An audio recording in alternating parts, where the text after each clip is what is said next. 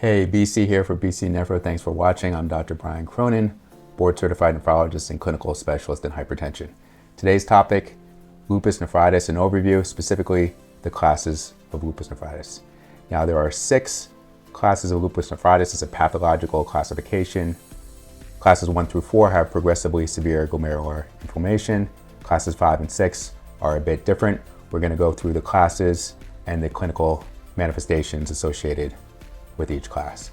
But first, an overview of some general concepts about kidney biopsy that relate to lupus nephritis to put things in context.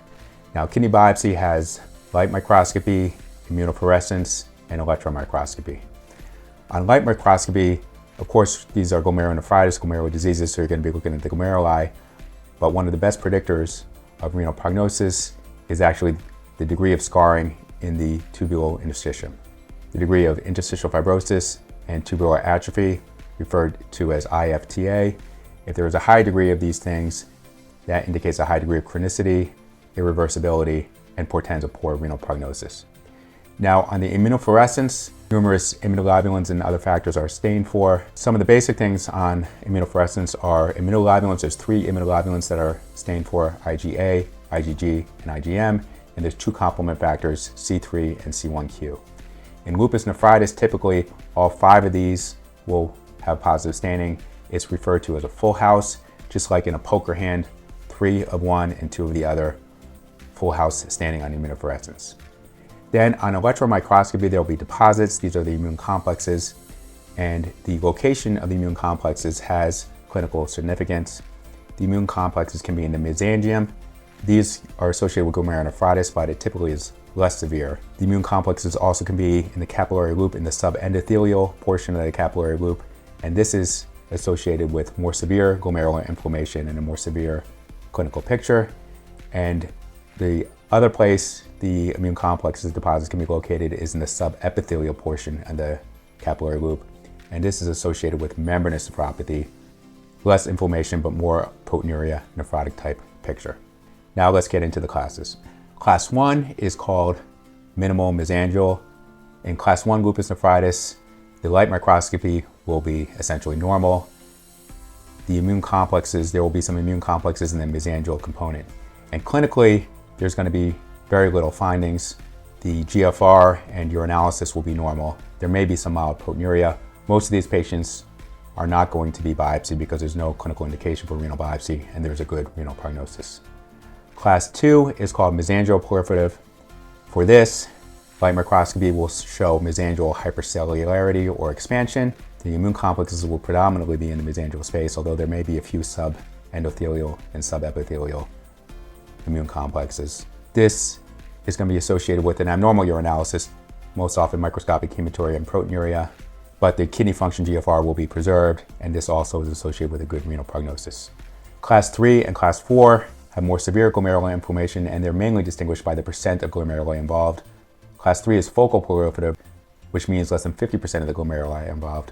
Class 4 is diffuse proliferative, which is more than 50% of the glomeruli. In these, there will be a significant amount of subendothelial deposits. There may also be mesangial deposits as well.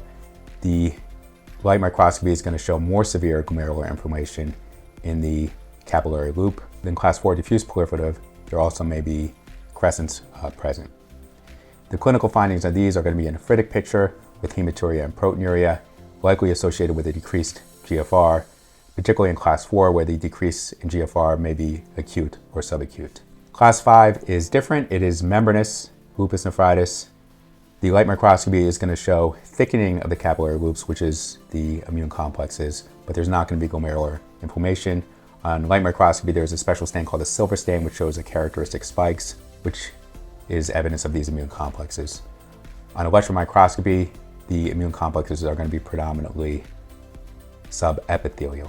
Clinically, this is a nephrotic, not a nephritic picture, so there wouldn't be a rapidly decreasing GFR, but there would be severe proteinuria and nephrotic syndrome.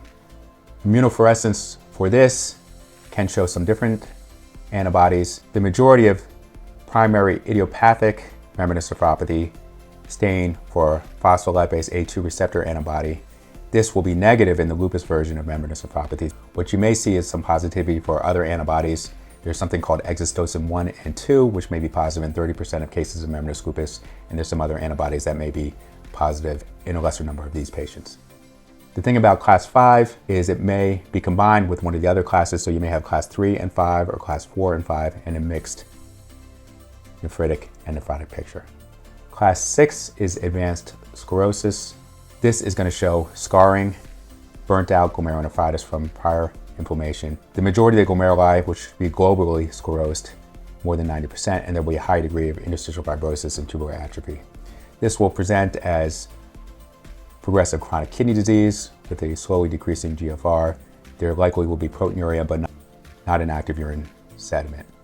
In this case, the damage has been done and immunosuppression therapy was not helpful. So that's it, an overview of lupus nephritis, the classes pathologically, and the clinical findings associated. If you made it this far, might as well hit like and subscribe, leave a comment, share this video with someone who you think might want to learn about this topic, and until next time.